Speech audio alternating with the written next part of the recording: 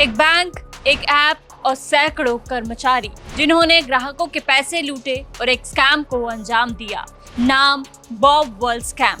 नमस्कार, मैं हूं निकिता पाटीदार और आप देख रहे हैं जी बिजनेस की स्कैम सीरीज, जिसमें आज बात होगी बैंक ऑफ बड़ौदा के सैकड़ों कर्मचारियों द्वारा मिलकर अंजाम दिए गए बॉब वर्ल्ड स्कैम की।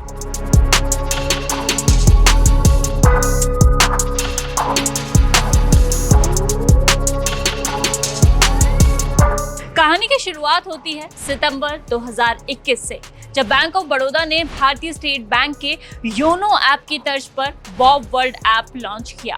कोशिश थी इसे योनो ऐप की तरह बनाया जाए ताकि बैंक का बिजनेस तेजी से बढ़ सके। इस ऐप को लॉन्च करने के बाद कंपनी ने लोगों की ऑनबोर्डिंग शुरू की।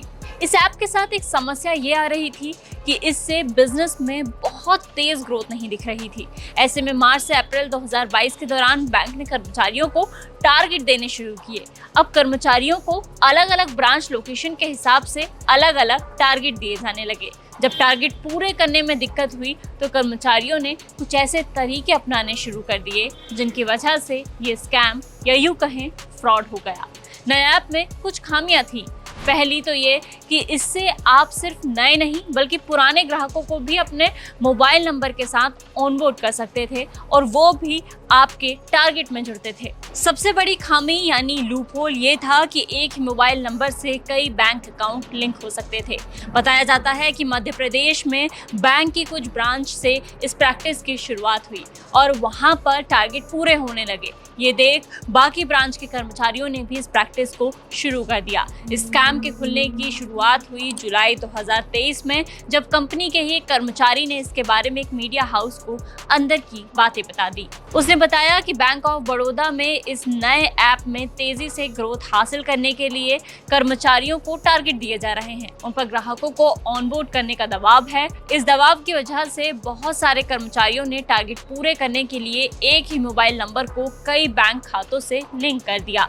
इतना ही नहीं, ये मोबाइल नंबर भी किसी के भी इस्तेमाल किए जा रहे थे। मीडिया में ऐसी खबरें आने के बाद भारतीय रिजर्व बैंक ने बैंक ऑफ बड़ौदा में एक इंटरनल ऑडिट करने को कहा। इससे भी आरबीआई संतुष्ट नहीं हुआ। ऐसे में 10 अक्टूबर 2023 को भारतीय रिजर्व बैंक ने बैंकिंग विनियम अधिनियम 1949 की धारा 35A के तहत बैंक ऑफ बड़ौदा को नए ग्राहक ऑनबोर्ड करने को रोक दिया। इसके बाद बैंक के खिलाफ जांच हुई।